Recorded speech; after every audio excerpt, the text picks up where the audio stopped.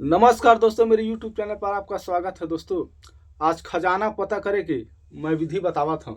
जेन भाई ला तोला खजाना ढूंढना है, मैं जिसने प्रयोग बना वैसे करना है।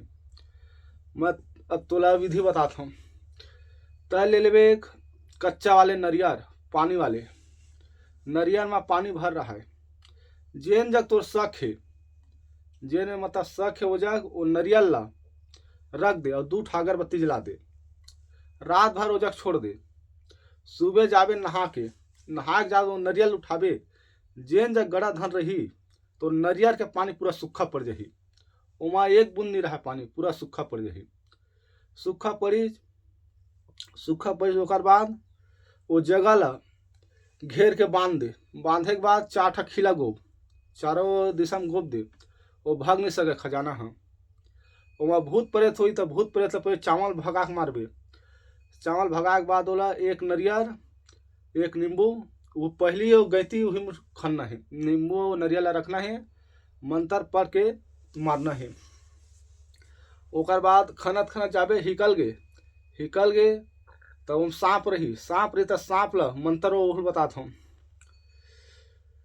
नांग नांग करिया नांग धू नांग चूसना सरिया खरदे गोरे करवदी सज बिकर मोट उठा महादेव पर्वत मोट जहाँ भी आए वह चले जा।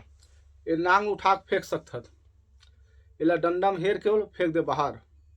ओकर भूत प्रेत रही तो उला भगाना है।